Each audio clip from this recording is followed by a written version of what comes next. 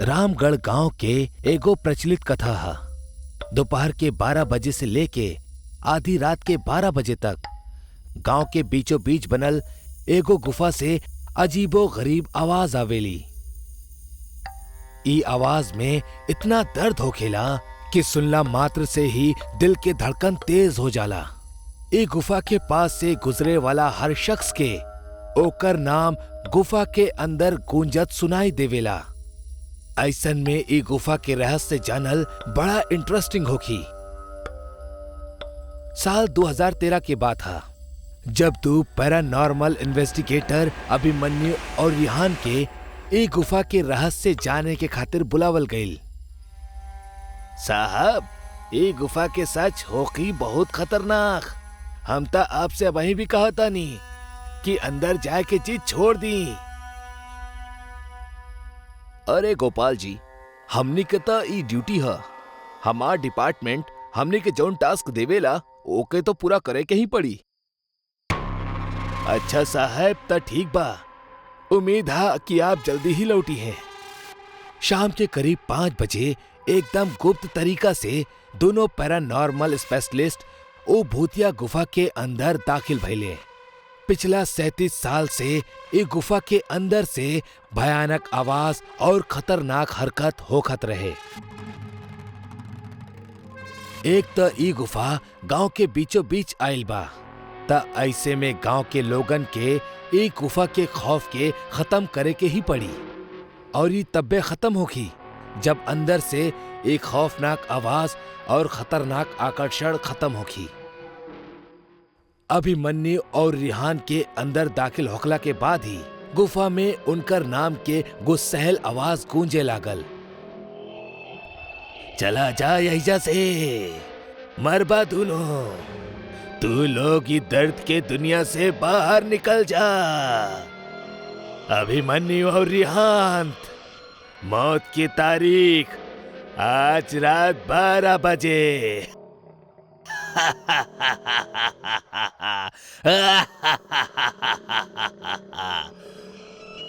यार अभिमन्यु, ये गुफा कितना अजीब बा। आज तक ऐसन कोनो भी केस हैंडल ना कईनी जहां बेजुबान गुफा धमकी देवेली। दोस्त, भूतिया जगह हमेशा अजीब और खतरनाक ही होखेला। बस अब सोचब कम करा और टॉर्च के मदद से पिक्चर के कलेक्ट करा। रिहान तो गुफा में टॉर्च के सहारे आगे बढ़े लागल और साथ ही साथ गुफा के हर तरफ के तस्वीर खींचे लागल। रिहान के तब्बे बड़े बड़े कदम के आवाज सुनाई पड़ेला। ई आवाज ओकर ठीक बगल से आवत रहल और रिहान तो कदम के आवाज के पीछा करत करत गुफा के आखिरी छोर तक पहुंच जाला। अब वो गुफा के अंत में पहुंच चुकल रहल।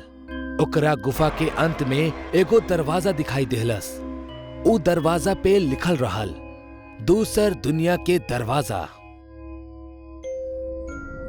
रिहान मन ही मन में ई सोचत रहल कि कहीं ई दरवाजा दूसर दुनिया के तो ना। कि तब्बे ओकरा उ दरवाजा के पार से एगो आवाज सुनाई देवेला। रेहू बेटा, हम तो हार दादा, हमार पास आजा बेटा। बाप रे, ये कैसन दरवाजा हा? ये तो हमार दादाजी की आवाज हा। रिहान के उ दरवाजा के पीछे से ओकर दादाजी के आवाज सुनाई देत रहल। उ सुन के रिहान खुश और इमोशनल दोनों रहल। इहे इमोशन में उ एगो गलती करे जात रहल। उ दरवाजा खोले के खातिर हाथ आगे बढ़ौलस कि तब्बे पीछे से अभिमन्यु के एक तेज चीख पूरा गुफा में गूंजे लगली। बचाओ, बचाओ हमरा के। अभिमन्यु के चीख सुन के रिहान भागत भागत पीछे गईल। इतना सब में तो उ अभिमन्यु के लगभग भूल ही गईल रहे। रिहान अभिमन्यु के पास पहुंचलस। वो बिल्कुल नॉर्मल खड़ा रहल, जैसे कुछो भइल ही ना। अभिमन्यु, ये कैसन गंदा मजाक हा? तू वहीं चिखला काहे? अभिमन्यु हल्का मुस्कुरात चुपचाप खड़ा रहल। एकरा बाद रिहांत अभिमन्यु के अपना साथे वो दरवाजा के पीछे चले के इशारा करेला।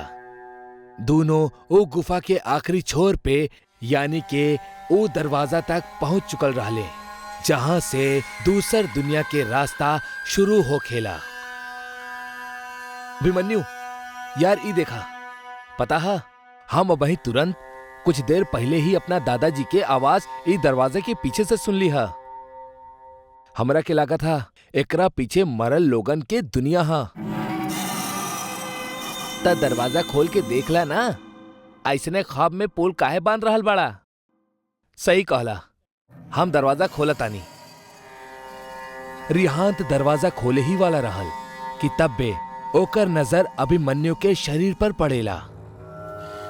यार, जब तू ई गुफा में आयल रहला तब तू सफेद शर्ट और ब्लू जीन्स पहनले रहला, अब वहीं तू काली स्लीव्स और लाल लोअर पहनले बड़ा। भाई, आखिर तू कपड़ा कब बदल लेला?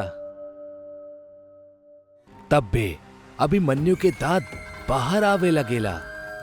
ओकर कद बड़ा होखे लागल, ओकर हाथ के नाखून बढ़े लागल और ऊ अब पूरा तरह से एगो शैतान बन चुकल रहे।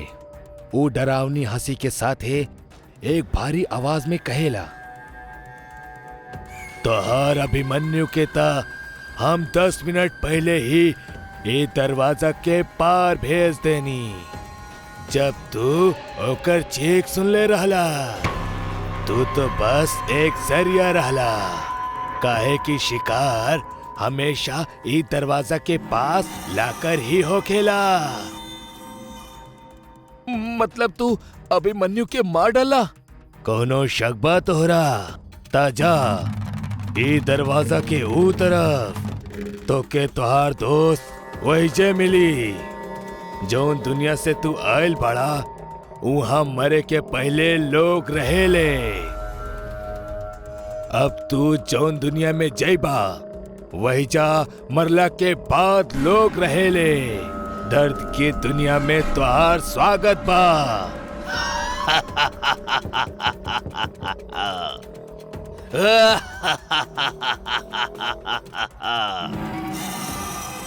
एकर बाद रिहान भागे के कोशिश करत रहल, लेकिन सामने वो शैतान खड़ा रहल। अब एगो मात्र रास्ता वो दरवाजा रहल। वो सोचलस कि ई दरवाजा ई गुफा से बाहर जाए के रास्ता होखी। रिहान सोचलस कि कहीं उई दरवाजा से बाहर भाग ना जाओ, यही से वो शैतान ओकरा डरा रहल बा। रिहान खुद के जान बचावे के खातिर बिना देरी कैले दरवाजा खोल देलस। ओकरा दरवाजा के बाहर एकदम अंधेरा दिखाई देवेला। वो दरवाजा के अंदर से रोवे और चिल्लाए के आवाज आवे लागेला, बिल्कुल वैसन ही आवाज जैसन मौत के वक्त परिवार के लोग रोवेले। रिहान एकरा पहले दरवाजा के बंद करत एगो लंबा सा हाथ वो दरवाजा के बाहर से आयल और रिहान के वो दूसर दुनिया के तरफ खींच लेहलस। ऐसे रिहान के एक तेज चीख निकल पड़ल और वो शैतान भी जोर से हंसे लागल। वो गुफा के रहस्य आज तक केहू भी जान ना पौलस। आज तक कई लोग गुफा के अंदर जाके ओकर रहस्य के जाने के कोशिश कैले बाड़े। जे केहू वो दूसर दुनिया के दरवाजा के खुल्लस, वो हमेशा के लिए उहे में समा गईल। जौन जिंदा बच गईले वो लोग या तो आत्महत्या कर लेले या तो वो पागल हो गईले। वो गुफा के रहस्य आज भी अनजान बा। आज 45 साल के बाद भी एकर रहस्य केहू भी ना जान पाइल।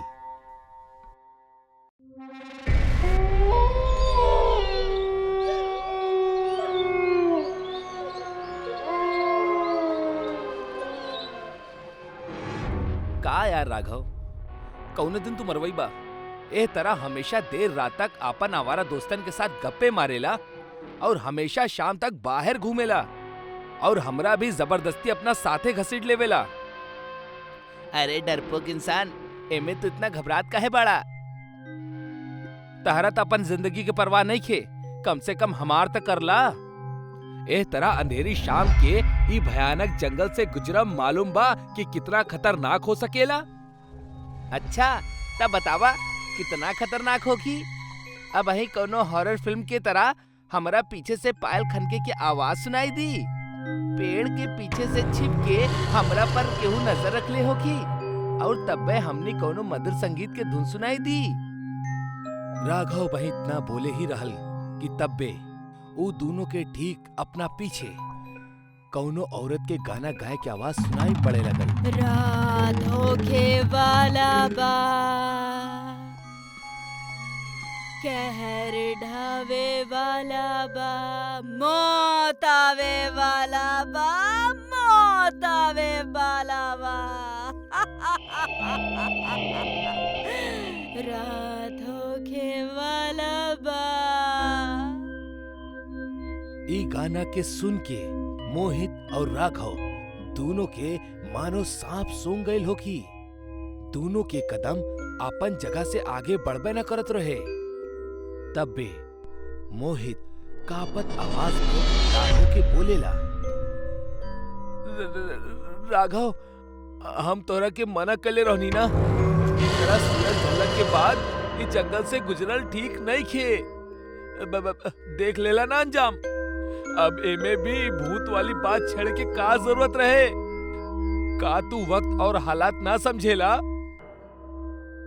अरे माफ करता यार, हमरा ना मालूम रहे कि जंगल में कोनो चुड़ैल भी हो सकेली। अब का करल जाओ?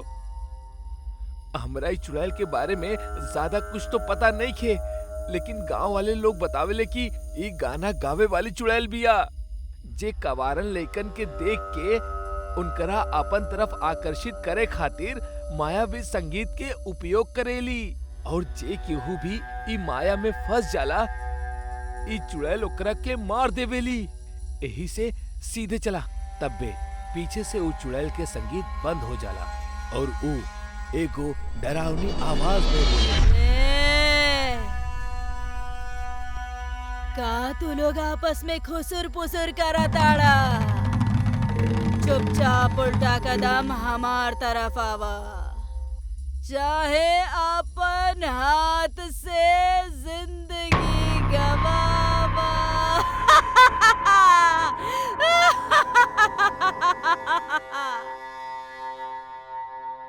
यार बहुत डर लग रहल बा, का करल जाओ?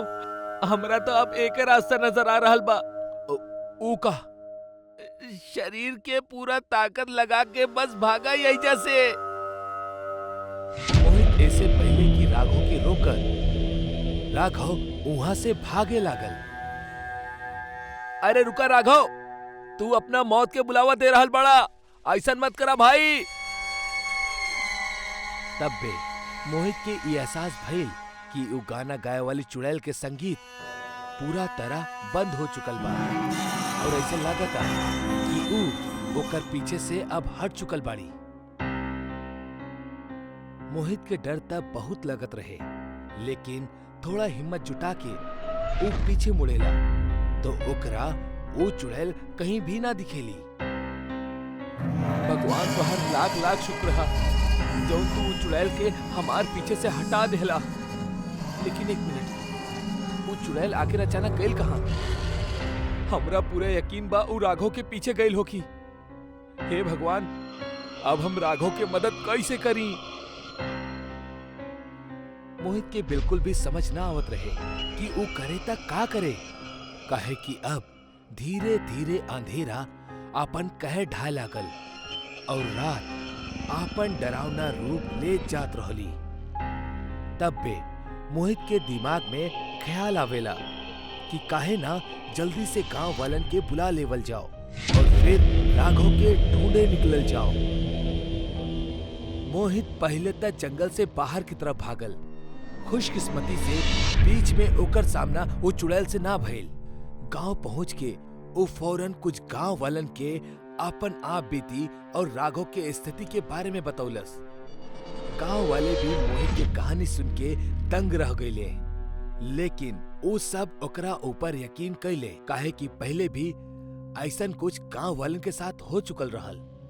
जब जंगल से गुजरे वाला लोगन के उस चुड़ैल के संगीत सुनाई देत रहे और जे उस संगीत पर टिप्पणी कर देहत या भागे के कोशिश करत ओ चुड़ैल के माया में कुछ इस तरह से फंस जाइत कि कबो दोबारा लौट के ना आ पावत। मोहित कुछ गांव वालन के लेके जंगल के बीचों बीच पहुंचेला। सब अपना हाथ में मशाल जलाए राघव के पुकारत रहले। तब पे अचानक से वो संगीत दोबारा बजे लगेला। एकर मतलब वो गाना गावे वाली चुड़ैल ऐजे कहीं आसपास ही रहे। गांव वालन, कहाँ गईला तू लोग? अगर तू लोग हमरा साथे मजाक कर रहल बाड़ा तो याद रखिहा, एकर अंजाम बहुत बुरा होखी। हमार पिताजी जमींदार बाड़े, तू लोगन के मालूम बना, हम तू लोगन के गांव से निकलवा दे हम। तब पे वो गांव वालन में से एक शख्स अचानक कहीं से मोहित के एकदम करीब आ जाला और ओकरा घूरत घूरत कहेला, अरे बिटवा, तू बहुत जल्दी गुस्सा हो जाला। ये अंगूठी बहुत चमक रहल बाड़ी, एकरा के निकाल दा, कहीं अंधेरे में खो गइल त। ना, हम ये अंगूठी ना निकालब। ये हमार दादाजी हमरा के देले रहले और हमेशा पहने खातिर कहले रहले। तब बे वो गांव वाले के चेहरा एकदम से बदले लगेला। वो शख्स वो चुड़ैल के शरीर में बदल जाली और मोहित के एक टक से घूरे लागेली। वो मोहित के तरफ धीरे धीरे बढ़ल शुरू कर देवेली। बाप रे, ई तो उहे गाना गावे वाली चुड़ैल बाड़ी। लागता ई गांव वालन के भी मार देले बाड़ी और अब हमरा मारे के फिराक में बाड़ी। हमरा जल्दी से जंगल से बाहर भागे के पड़ी। इतना बोलत ही मोहित आपन पूरा ताकत लगा के जंगल से बाहर की तरफ भागब शुरू कर देवेला। ओकरा अपना पीछे वो चुड़ैल भी भागत बाड़ी, ई साफ साफ मालूम पड़त रहे और साथ में वो गाना भी गावत रहली, जैसे मोहित भ्रमित होके ओकरा वश में हो जाओ। मोहित पे ऐसे पहले ओकर गाना के असर शुरू होखत मोहित जंगल पार क के अपना घर पहुंच जाला, जहां ओकर माता पिता ओकर राह देखत देखत परेशान बैठल रहले। अरे बेटा, इतना रात के कहाँ चल गइल रहला? तहरा पता बनाऊ जंगल में ऊ कलमुही चुड़ैल रहेली जे तोहनी के उम्र के लोगन के ही चुनेली। ऊ तो शुक्र बा तू तोहार दादाजी के दिहल चमत्कारी अंगूठी पहिन ले बाड़ा। ऊ ना उतारला जे तहरा के सही सलामत बचैले रखल, ना त ना जाने आज कितना भयानक हादसा हो जात बेटा। शुक्र बा भगवान के। अरे ओ भाग्यवान, तू भी ना। अब तो बच्चा घर वापस आ गइल बा, अब शांत हो जा। अब बाकी की बात कल कर ली हा, वैसे भी बहुत रात हो चुकल बा। मोहित बिस्तर पर पड़े पड़े लगातार अपना दोस्त राघव और वो गांव वालन के बारे में सोचत रहल। ओकर आत्मा तक में वो गाना गावे वाली चुड़ैल के खौफ समा चुकल रहल। ओकरा नींद आवे में दिक्कत होकत रहे। यही वजह से वो बिस्तर से उठल और वो अपन अंगूठी भी उतार देहलस, काहे कि ओकर उंगली में हल्का सा जलन होत रहे। वैसे भी अब वो अपन घर आ चुकल रहल, तो ओकरा कोनो खतरा भी न रहल। एकर बाद बहुत ही उदास चेहरा के साथे मोहित अपना बेड पर लेट गईल। एह बेरी बहुत जल्द ओकरा नींद भी आ गईल। वो अपन गहरी नींद में रहल। तब बे ओकरा अपना कमरा में फिर से वो चुड़ैल के संगीत सुनाई देवेला।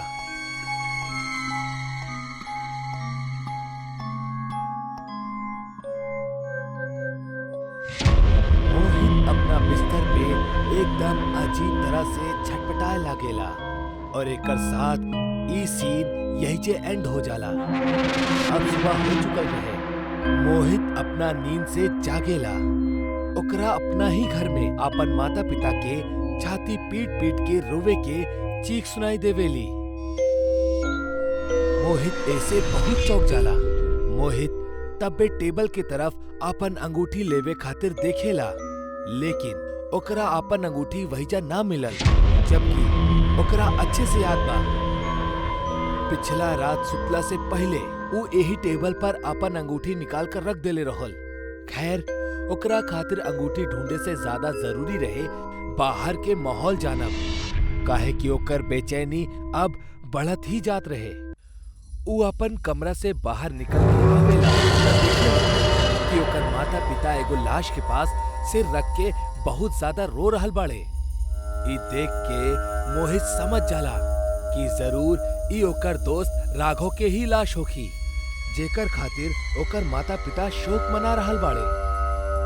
मोहित अपना माता पिता के जाके समझावेला, लेकिन ई का ओकर माता पिता तो ओकरा तरफ देख ही न रहल बाड़े। तब बे उ लाश पर से कपड़ा हटेला और फिर जौन मोहित देखेला वो देख के ओकरा एगो करारा झटका लागेला। ई लाश केहू और के ना बल्कि ओकर खुद के ही रहल, यानी मोहित अब एगो भटकत आत्मा रहे। ओकर मौत तो कल रात उहे वक्त हो गई रहे जब अंगूठी निकाल के उ सुते गई और ओकरा गाना गावे वाली चुड़ैल के एहसास भइल।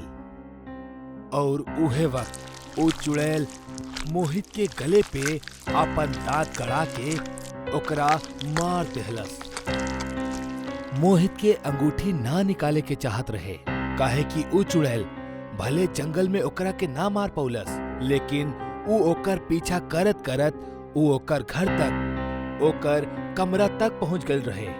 और मोहित जैसे ही एगो गलती कैलस, मोहित के जिंदगी के चैप्टर यही जे क्लोज हो गए। समीर, रोहन, अदिति और सिमरन एक साथ एगो फिल्म बनावत रहले। चारों साथ में एगो मीडिया कंपनी में काम करत रहले और चारों में गहरी दोस्ती रहली। हमनी के डायरेक्टर के एगो नई लव स्टोरी चाहिए।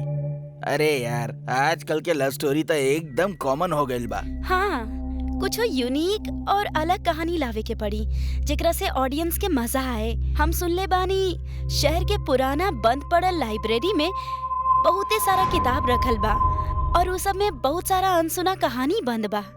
लेकिन वो लाइब्रेरी सालन से बंद बाटे, ओजा तक हमनी पहुँचब कैसे? अगर हमनी के वजह से अच्छा कहानी मिल सकेला तो हमनी के कुछ न कुछ उपाय तो जरूर करे के पड़ी। चारों एक रात चुपके से शहर के पुरानी लाइब्रेरी में घुसे के प्लान बनावेले। वो लाइब्रेरी पुराना कब्रिस्तान के पास रहे, जौना वजह से वो लाइब्रेरी के बारे में कई तरह के अफवाह भी फैलल रहे। चारों वो रात हिम्मत जुटाकर लाइब्रेरी जाए के निर्णय लेलन। यार, हम सुनले बानी वो लाइब्रेरी के बगल में ना पुराना कब्रिस्तान बा और लोगन के कहना बा कि वो कब्रिस्तान के आसपास ना कितना लोग आत्मा देखले बाड़े। तू का ये कुल किताबी बात में यकीन करेलू? हमने के लव स्टोरी बनावे के बा, हॉरर स्टोरी ना। अदिति बिल्कुल ठीक कहा ताड़ी। हमने के चुपचाप जाके लाइब्रेरी से कुछ अच्छा किताब लेके वापस आ जावल जाओ, केहू के कुछ पता ना पड़ी। चारों गाड़ी में बैठ के बात करत रहले हाँ और लाइब्रेरी के ओर जात रहले हाँ। तबे अचानक कब्रिस्तान के पास उनकर गाड़ी बंद हो जाला। अरे ये गाड़ियाँ बंद कैसे हो गई? बंद भइल भी त कौना जगह पर? हमने के बगल में पुराना कब्रिस्तान बा। अरे तू फालतू में डरा ताड़ू। तू लोग लाइब्रेरी के तरफ बढ़ा, हम ही गाड़ी के देखा था नहीं। ओके गाइस, ई सही रही। समीर ऊ कब्रिस्तान के पास गाड़ी के लगे रुक जाला और गाड़ी के ठीक करे के कोशिश करे लागल। अदिति, सिमरन और रोहन पैदल लाइब्रेरी की ओर बढ़े लगले। लाइब्रेरी के पास पहुंचते ही ओझा अचानक से वो तीनों के सामने एगो पागल सा दिखाए वाला व्यक्ति आ जाला, जेकर बड़ा बड़ा दाढ़ी और बाल होखेले और ऊ फटा पुराना कपड़ा पहनने रहले। ओकरा देख के ऐसन लागत रहल ह जैसे ऊ कई सालन से नहले नहीं खे रहल। ओझा के जा जाता तू लोग, ओझा जिन जा लोग, ओझा मौत बा। वो आदमी के देख के तीनों डरा जाले। पागल व्यक्ति ऊ तीनों के आसपास अजीब सा उछरत कूदत घूमे लागल। के बाड़ा तू? हट जा हमनी के रास्ता से। मौत के साया बा, जे के हुबे एजा आई ऊ एजा से लौट के ना जाई। हमरा के बहुते डर लग रहल बा। तुम चिंता जानी करा, हम कुछ करता नहीं।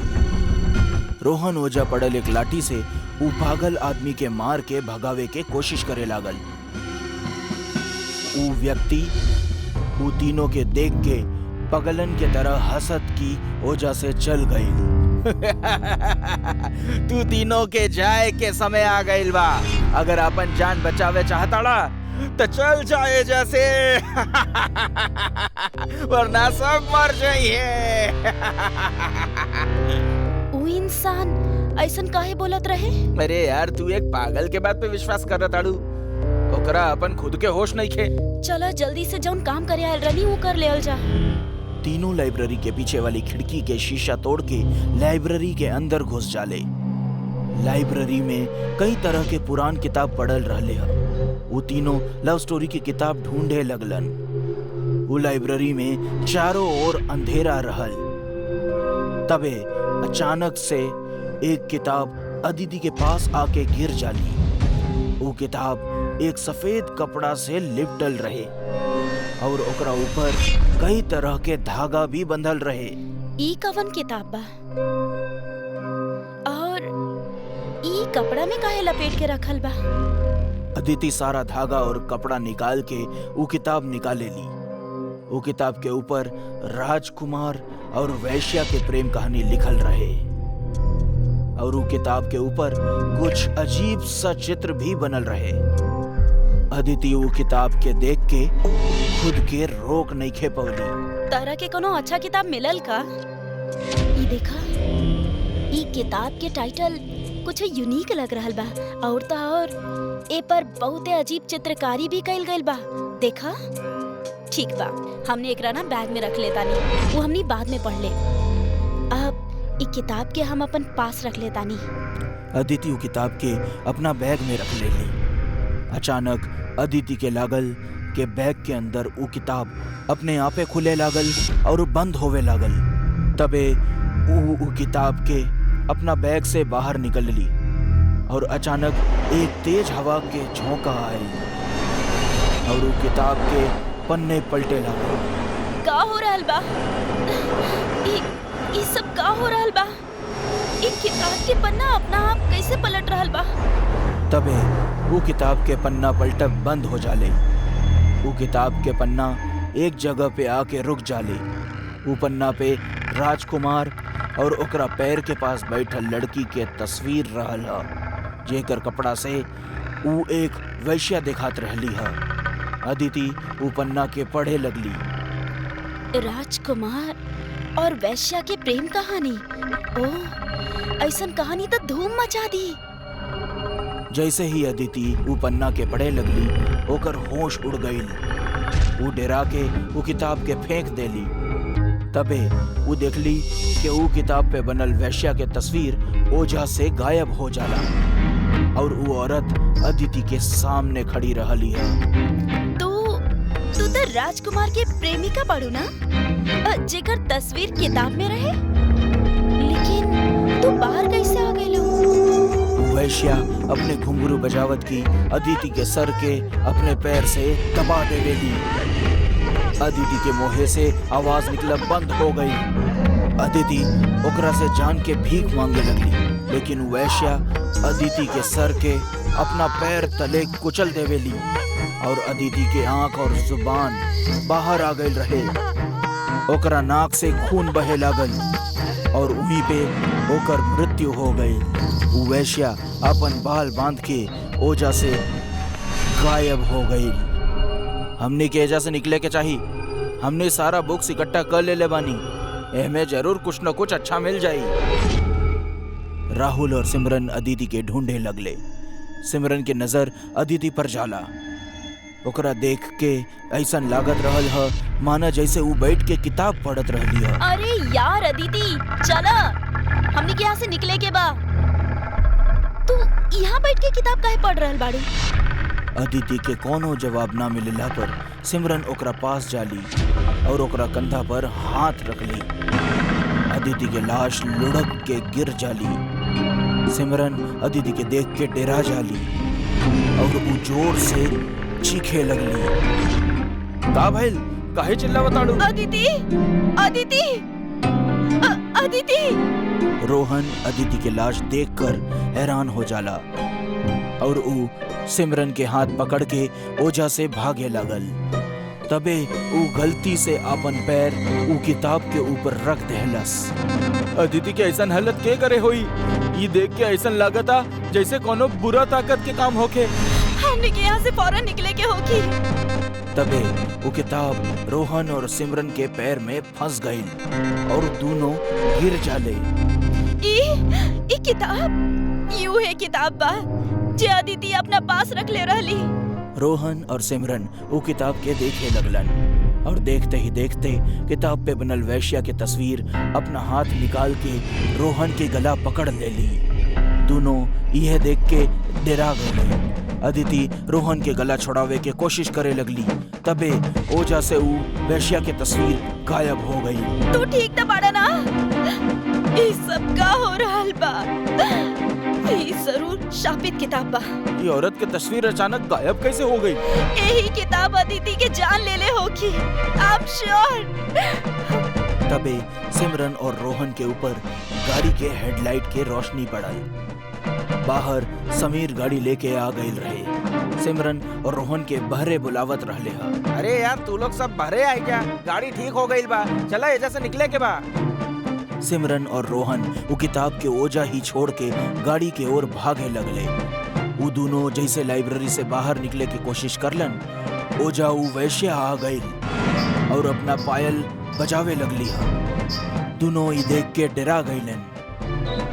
के बाड़ू तू और हमनी के काहे मारा ताड़ू? हमनी तो तोहरा के चिन्हबो न करेनी। हमनी के छोड़ दा, हमनी के जाए दा, हमनी के छोड़ दा। तबे वो वैश्या सिमरन और रोहन के गला दबावे लगली और दोनों के हवा में उठा के कांच वाली खिड़की पे पटक देवेली। देखत देखत वो दोनों के मौत हो जाला। लाइब्रेरी के बाहर से समीर इकुल देखत रहल हा। समीर अपना हाथ में एगो ताबीज लेके लाइब्रेरी के अंदर घुस जाला। तू हमार कुछ न बिगाड़ पाइबू, हमरा पता रहल ही किताब खूनी बा, यही ले हम अपना दोस्तन के किताब लेवे खातिर भेज देनी। वैश्य समीर के छू भी नहीं खेपौली। समीर किताब पे ताबीज बांध लेला और वो किताब के अपना साथ गाड़ी में रख कर ले जावे लागल। बेचारा हमार दोस्तन के इहो नहीं के पता रहल कि ई कुल हमार करा धरा बा। अब हमार पिताजी प्रोफेसर मंतोष पांडे के रिसर्च पूरा हो पाई। ई खूनी किताब के राज अब ई पूरा दुनिया के पता चली और पिताजी वैश्या के अपना कब्जा में कर लई हैं। तबे समीर देखेला कि रोड के बीचों बीच वो वैश्या खड़ी बा।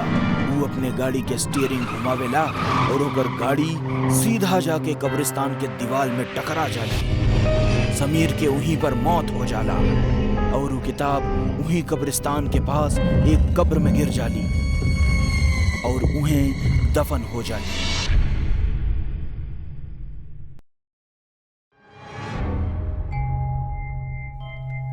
गुरुजी सब बतावेले पिछला रात उषा के पति के एगो सियार उठा ले गई।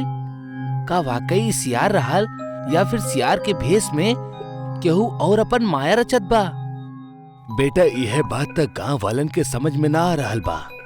हम ई बात साफ तौर पर कहले बानी कि शाम होखत ही अपन अपन घर के दरवाजा बंद कर लेवल करा, काहे कि ऊ एको रंग बदले वाली चुड़ैल बिया जे ना जाने कब और केकरा भेष में तोरा सामने हाजिर हो जाओ और तोरा एकरा जरा भी अंदाजा ना होखी। बाकी गुरुजी कई सच बा कि गांव पर कोनो रंग बदले वाली चुड़ैल के नजर बा?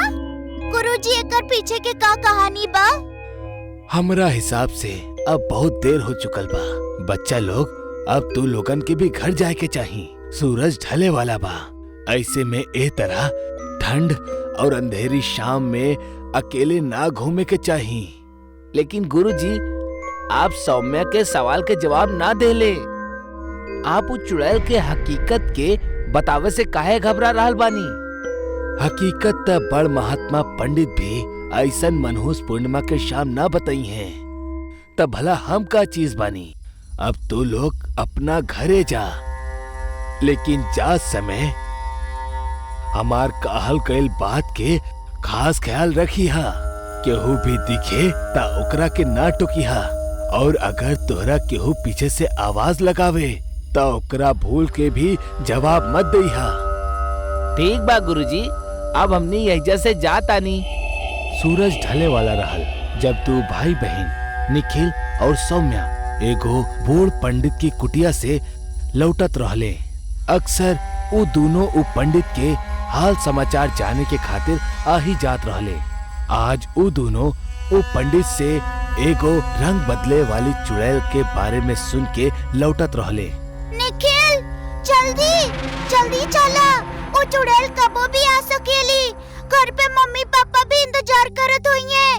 जल्दी जल्दी चला। हाँ सही कहा तारू, लेकिन का एक पल के खातिर तोरा के ऐसा लागल कि जे कुछ गुरुजी उस चुड़ैल के बारे में बतौले वो सही हो कि काहे कि आज तक तो हम केहू रंग बदले वाली चुड़ैल के ना देखले बानी। निखिल तो चुप रहो, ओकर नाम मत लो और चुपचाप सीधा चलत रहो। चलो। दोनों एगो जंगल के रास्ता से गुजरत रहले। तब बे निखिल के एगो छोटा सा आइसक्रीम वैन दिखेला। निखिल उ वैन के तरफ इशारा क के सौम्या के दिखावेला। अरे सौम्या, उ देखा आइसक्रीम। आहा, कसम से मजा आ जाई। रुको निखिल, ए तरह केहू भी अनजान वस्तु के तरफ आकर्षित होके के गुरुजी मना कैले रहले हमनी के। अरे छोड़ा भी तू, जल्दी से वही जा चलल जाओ। निखिल के आइसक्रीम बहुत पसंद रहे, जौन वजह से वो खुद के रोक ना पाइल और भागत भागत वो आइसक्रीम वैन के पास जा पहुंचल। वो आइसक्रीम वैन के आसपास केहू भी दूसर शख्स ना रहे, यहाँ तक कि कोनो दुकानदार भी ना रहे। और निखिल इस मौके के जमकर फायदा उठौलस और बिना सोचे समझले वो वैन के अंदर से 2-3 आइसक्रीम निकाल के खा लेलस कि तब बे ओकर पीछे से एगो आवाज गूंज उठल। खा बच्चा लोग, मान भर के खा, काहे कि बहुत जल्द हम तोहनी के खाए वाला बानी।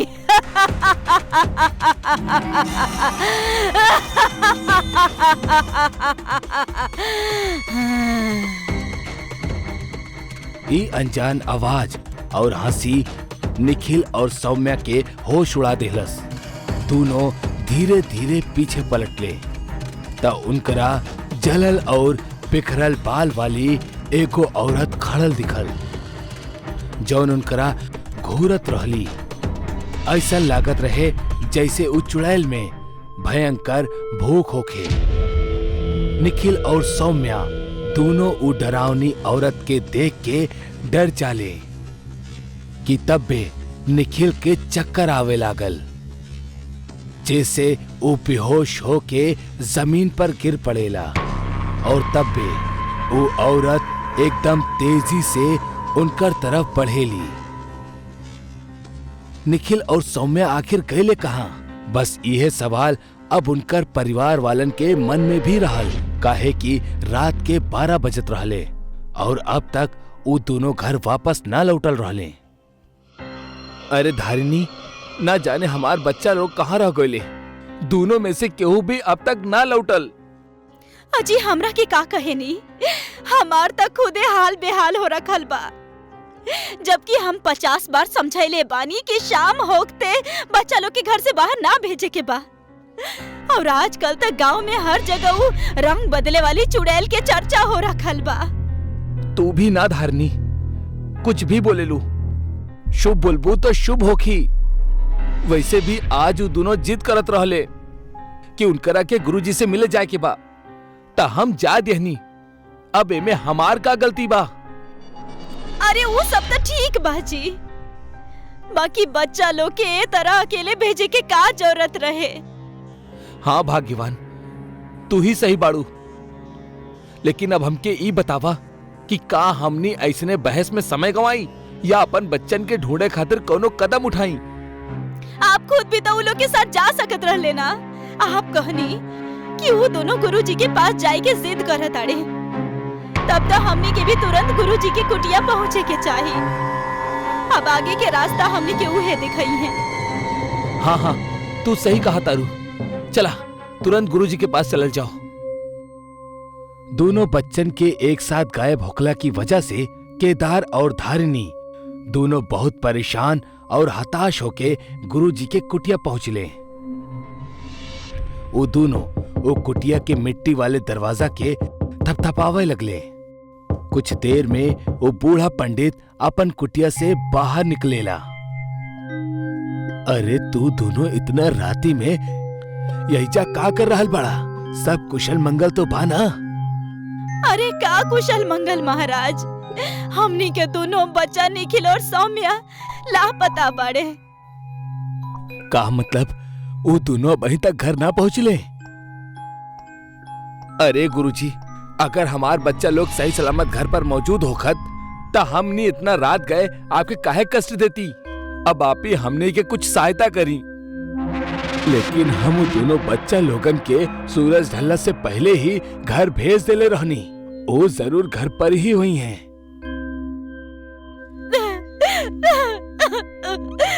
महाराज, का आपके हमनी के बात पे तनी संकीन नहीं के? आप खुद हमनी के घर चल के देख ली। ठीक बा, चला हम यह वक्त तोहार घरे चले खातिर तैयार होता नी। एकर बाद गुरुजी समेत उ दोनों भी अब अपन घर पहुंच जाले। जहां दरवाजा खोलत ही उनकरा बिस्तर पे निखिल और सौम्या सुतल दिखाई देत रहले। अरे हमार बच्चा लोग निखिल, सौम्या, भगवान के लाख लाख शुक्र बा कि हमार बच्चा एकदम सही सलामत हमरा पास बाड़े। बहुत बहुत शुक्रिया। आपके बहुत बहुत शुक्रिया गुरुजी। आप हमनी के साथ एजा तक नहीं। कोनो बात ना केदार, बस अब से आपन बच्चन के खास ख्याल रखी हा। तब भी धारिणी चीखेली, हे भगवान, ये का हो गइल हमार बच्चन के? अजी अजी जरा जल्दी आई। ये देखी। का भइल धारिणी, तू ई तरह काहे चीख रहल बाड़ू? जब केदार धारिणी के पास पहुंचेला तब ओकर भी रोंगटा खड़ा हो जाला। वो देखेला कि ओकर दोनों बच्चा के गर्दन काट दिहल गइल बा और दूर से देखे पे लागत रहल कि वो सो रहल बाड़े। लेकिन करीब जाके देखे पे पता चलेला कि वो दोनों के सिर उनकर जिस्म से अलग कटल बा। केदार और धारिणी दोनों अपन बच्चन के लाश देख के दर्द से रोए लगले। तब भी पीछे से उनकरा एगो डरावनी हंसी सुनाई देवेली। वो दोनों जब पीछे पलटले तो उनकर सामना एगो और आफत से हो जाला। वो दोनों देखेले कि उनकर सामने अब वो रंग बदले वाली चुड़ैल खड़ल बिया, जौन गुरुजी के भेष बना के उनकर साथ साथ ही आयल रहे। वो हंसत हंसत कहेली, अच्छा बेवकूफ बनैनी तोनी दोनों के। हम तो तोहार दोनों बच्चा के ठीक ही तरह अपन जाल में फंसा के कब के मार देले रहनी। बाकी तू अगर उ पंडित के पास पहुंच जाइतू तो शायद उ पंडित फिर से हमरा के जंगल में बांध दे। यही से हम एगो चाल चलनी और हम ओकर ही भेष बना के तोहनी सबके साथ उ पंडित बन के आईनी और अब हम तोहनी के भी खत्म कर देब। दुष्ट औरत, तू हमनी के बच्चन के मार देलू, हम तोरा के जिंदा ना छोड़ब। केदार हाथ में खंजर लेके वो चुड़ैल के तरफ बढ़ल, लेकिन तब भी वो चुड़ैल एगो मंत्र फुकलस, जेकरा वजह से केदार वो खंजर से खुद के ही गला रेत लेलस और तड़प तड़प के मौत के नींद सुत गई। दम घुटला के वजह से धारिणी भी तड़प तड़प के मर गई। अगला सुबह गांव वालन जब केदार के घर के ई दृश्य देख ले तब वो सब भी कांप उठले और गुरुजी के बुला ले ले। हे भगवान, ई दृश्य देख के हमार कलेजा जल रहल बा। हमरा ई दोनों के अकेला घर भेजे के ही ना चाहत रहे। ई सब उहे चुड़ैल के काम हा जे अपन रंग बदल के गुमराह करेली और फिर अपना मकसद के अंजाम देवेली। गुरुजी के मुताबिक पिछला रात वो अपन कुटिया में मौजूद ही न रहले, वो कोनो पूजा में गल रहले और ई बात वो चुड़ैल के पता रहल और जौन एकर खूब फायदा उठौलस और गुरुजी के भेष में साजिश रचलस और अपन खून के प्यास के बुझा देहलस। गुरुजी सब गांव वालन में एगो मायावी ताबीज के बांट देले, जेकरा गांव के हर शख्स के अपना घर के बाहर लटकावे के कह देले, जैसे वो रंग बदले वाली चुड़ैल के माया काम ना करी। गांव वालन गुरुजी के नियम के पालन कैले और वो ताबीज के अपन घर के बाहर लटकावल शुरू कर देले, जैसे गांव में होके वाली भूतिया घटना कम होके लगल। लेकिन आज भी वो रंग बदले वाली चुड़ैल के केहू अजनबी के तलाश हा कि कैसे ओकरा मौका मिले अपना एगो और शिकार के अंजाम देवे के। एगो गांव में अनु नाम के एगो बौनी लड़की रहत रहल, जौन उम्र में 20 साल की रहल, पर ऊंचाई में वो छोट रहली। एक दिन अनु और ओकर 3 सहेली कॉलेज से घर की ओर जात रहली। सुना सब, आज हमनी कुआं में तैरे खातिर चली। हाँ, बढ़िया आइडिया बा। चला, बहुते मजा आई। हाँ, चला। अरे अनु, तू कहाँ जात बाड़ू? तहरा तैरे आई? तू तो अपन छोट छोट पैर से तैर भी ना पाइबू। हाँ, और अगर पानी में डूब गईलू तो बेकार में हमनी के नाम खराब हो जाई। एकरा से अच्छा ना तू घर जा और बाल्टी में तैरा। चुप रहना, का बकवास करे ताड़ू। लड़की लोग फिर से हंसे लगली और अनु वहीचा से निराश होके घर चल गई। रात के समय अनु गुस्सा में अपना घर से निकलल और कुएं की तरफ चल पड़ल। थोड़ी ही देर में वो कुआं के पास आ पहुंचल। कुआं के पानी काफी गहरा और शांत रहल। वो डर डर के कुआं में उतरल और तैरे लागल, पर ओकरा तैरे में तकलीफ भइल और वजन के कारण डूबे लागल। वो मदद के खातिर पुकारे लागल।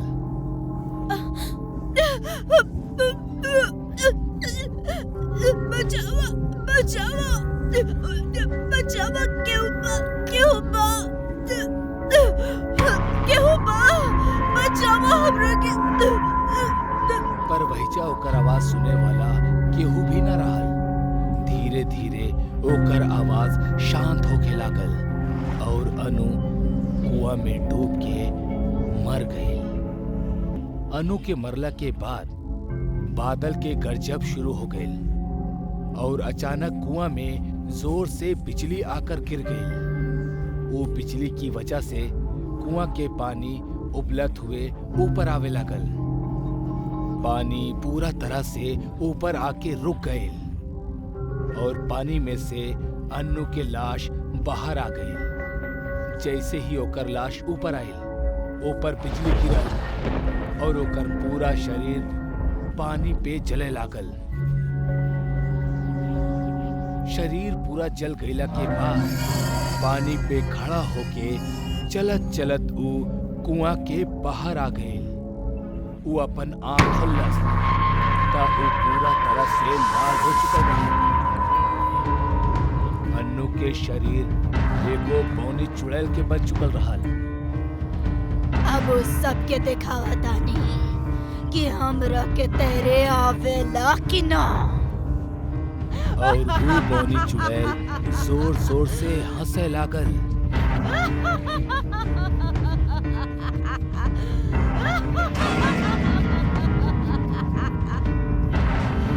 वो बौनी चुड़ैल हवा में उड़ के गांव आ गई और एक एक करके वो तीनों लड़कियन के सुत्ते ही उठा के अपना साथ कुआं के पास लेके आ गई।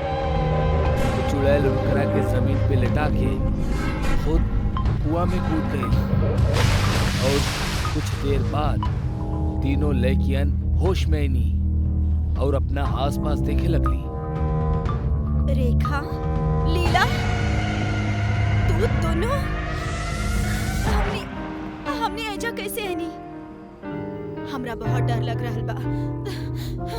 बहुत डर लगा था। चला यहाँ से चलल जाओ। तू लोग आयल नहीं खू, लायल गयल बाड़ू। एक मिनट, ये आवाज तो कुआं से आ रहल बा।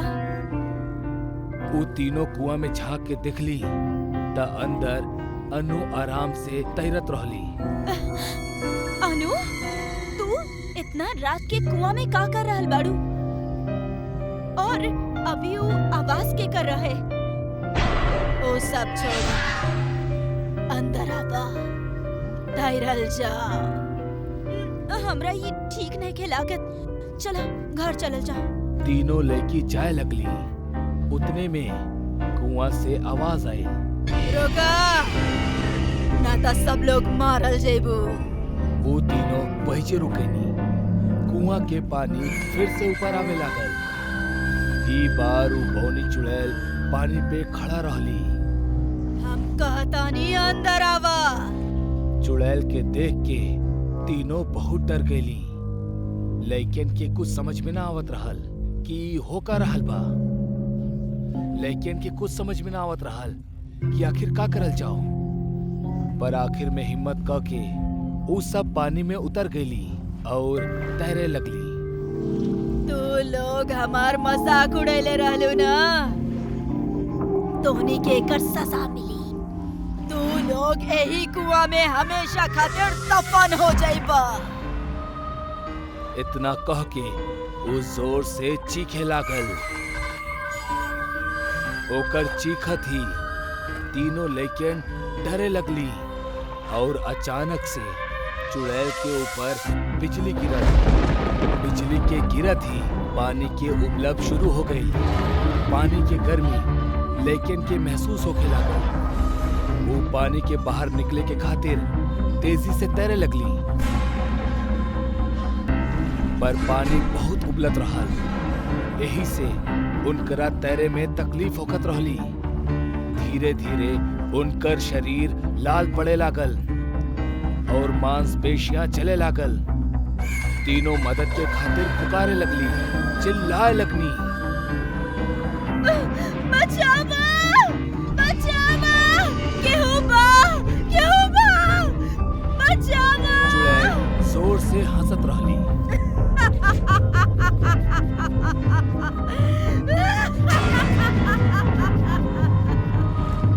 कुछ देर बाद तीनों के शरीर आग में जले लागल। लड़की लोग दर्द के मारे जोर से चीखत रहली। चुड़ैल के ई सब देख के बहुत मजा आवत रहल। आखिर में लड़कियन के शरीर पूरी तरह से जल के पानी में तैरे लागल। पानी फिर से नीचे जाए लागल। पानी के नीचे जात ही वो चुड़ैल वो तीनों लड़कियन के लाश को उठौलस और पानी के नीचे गायब हो गई।